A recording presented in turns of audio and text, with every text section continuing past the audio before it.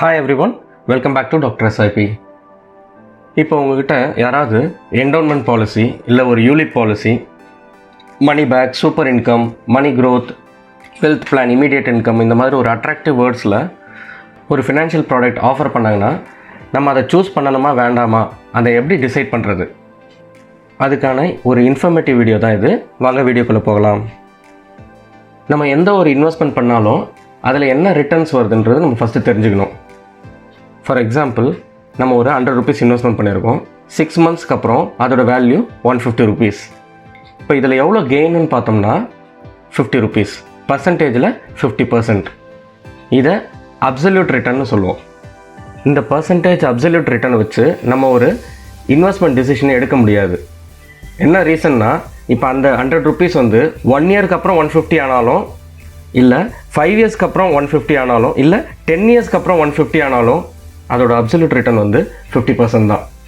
இதை சிம்பிளாக எப்படி புரிஞ்சுக்கிறதுனா, நம்ம ஒரு பைக் இன்னொரு பைக் கூட கம்பேர் பண்ணும்போது மைலேஜ்ன்ற வார்த்தை யூஸ் பண்ணுவோம். மைலேஜ்னா என்ன? 1 லிட்டர் பெட்ரோலுக்கு எவ்வளோ கிலோமீட்டர்ஸ் அந்த பைக் ரன் ஆச்சு.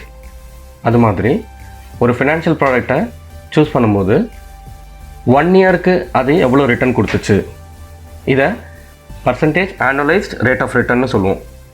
இப்போ அப்சல்யூட் ரிட்டர்ன் பார்த்திங்கன்னா அது மொத்தமாக கிடைச்ச ரிட்டர்ன், அது வந்து ஒரு வருஷத்துக்கான ரிட்டர்ன் கிடையாது. ஸோ அப்போ எப்படி நம்ம ஒரு வருஷத்துக்கான ரிட்டர்னை கண்டுபிடிக்கிறது? அந்த ஆனுவலைஸ்ட் ரேட் ஆஃப் ரிட்டர்னை கண்டுபிடிக்கிற வழி தான் CAGR, IRR, XIRR.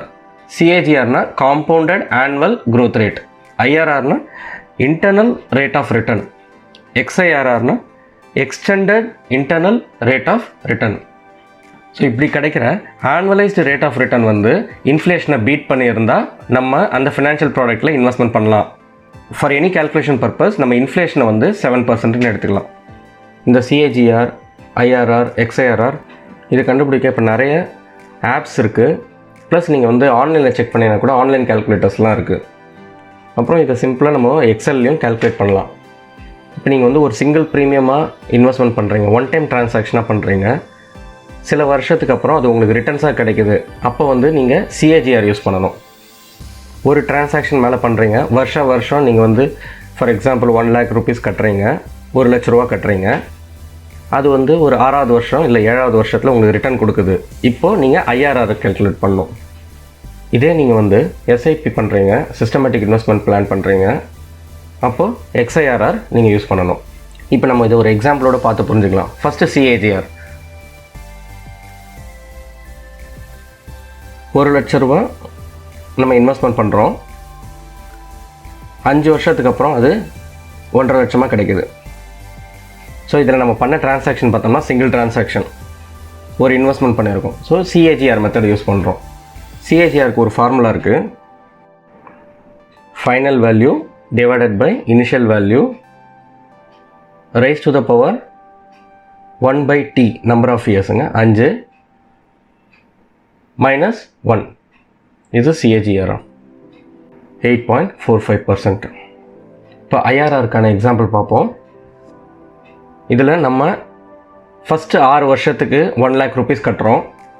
First இயர்லேருந்து 15th year வரைக்கும் 25,000 rupees சூப்பர் இன்கமாக கிடைக்குது. ப்ளஸ் 15th year பிகினிங்கில் 9 lakh rupeesம் கிடைக்குது. இதுக்கு நம்ம யூஸ் பண்ணுற மெத்தடு IRR.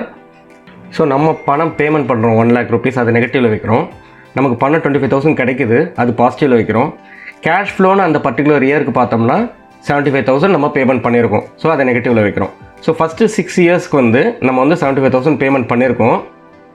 7th yearலேருந்து 25,000 நமக்கு கிடைக்குது, அது கண்டினியூ ஆகிட்டு 14 years வரைக்கும் கிடைக்குது. 15th year பார்த்திங்கன்னா 9 lakhs கொடுக்குறாங்க, ப்ளஸ் 25,000 கிடைக்குது. So total of 9,25,000. ஸோ இந்த பர்டிகுலர் ஃபினான்ஷியல் ப்ராடக்டோட IRR கேல்குலேட் பண்ணுவோம். ஃபார்முலாஸ் ஃபினான்ஷியல் IRR வேல்யூஸில் இந்த ஃபுல் வேல்யூஸை செலக்ட் பண்ணிக்கோங்க. கெஸ் வந்து 0 and okay 9%.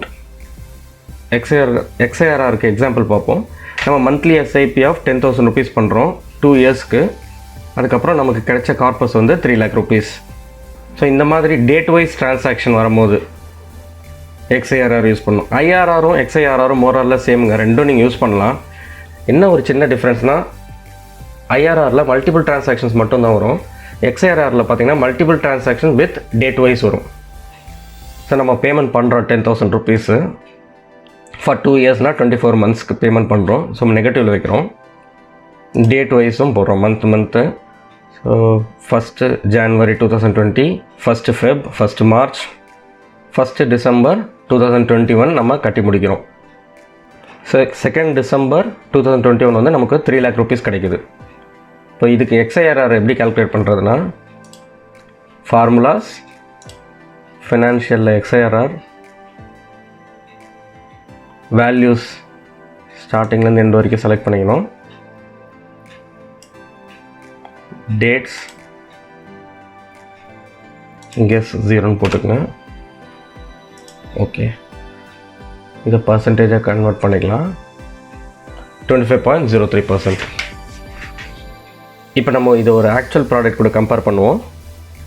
Bajaj alliance life கோல் சுரக்ஷா. எப்போ உங்களுக்கு ஒரு பேங்கரோ வேறு யாராவது ஒருத்தவங்க வந்து உங்களுக்கு ஒரு ஃபினான்ஷியல் ப்ராடக்டை ஆஃபர் பண்ணாங்கன்னா, நீங்கள் வந்து இல்லஸ்ட்ரேஷன் ஒன்று கேட்டு வாங்குங்க. நீங்கள் எவ்வளோ ப்ரீமியம், எவ்வளோ காலத்துக்கு பேமெண்ட் பண்ணுறீங்க, உங்களுக்கு எப்போ அந்த பணம் ரிட்டர்ன் கிடைக்கும், அது கொஞ்சம் டீட்டெயிலாக போட்டிருப்பாங்க. அதுதான் இல்லஸ்ட்ரேஷன். இந்த சாம்பிள் இல்லஸ்ட்ரேஷனில் பார்ப்போம். ஸோ நம்ம ஃபஸ்ட்டு எடுத்துக்கிட்டோம்னா annualized ப்ரீமியம் 5,000 ருபீஸ். ஸோ 7 இயர்ஸ்க்கு கட்டணும். அப்போ 35,000 கட்டுறோம் நம்ம. 10 இயர்ஸ் கம்ப்ளீட் ஆனதுக்கப்புறம் 11th இயர் ஸ்டார்டிங்கில் 50,050 ருபீஸ் கிடைக்குது. இப்போ இதை நம்ம எக்ஸல் ஷீட்டில் போட்டுக்கலாம். ஸோ இயர்ஸில் 10 இயர்ஸ் கம்ப்ளீட் ஆகிட்டு 11th இயர் ஸ்டார்டிங் போட்டாச்சு. கேஷ் ஃப்ளோ 5,000 நம்ம பேமெண்ட் பண்ணுறோம், நெகட்டிவில் வச்சுக்கிட்டோம். 7 இயர்ஸ் வரைக்கும் பேமெண்ட் பண்ணுறோம். 8th, 9th and 10th year வந்து நம்ம எதுவும் பேமெண்ட் பண்ணல, அதனால் 0ன்னு வச்சாச்சு. 11th இயர் ஸ்டார்டிங்கில் நமக்கு 50,050 ருபீஸ் கிடைக்குது. இப்போ IRR கால்குலேட் பண்ணுவோம். IRRக்கு ஃபார்முலாஸ் ஃபினான்ஷியல் IRR வேல்யூஸை ஃபுல்லாக செலக்ட் பண்ணிக்கலாம். கெஸ் 0 கொடுத்துக்கலாம்.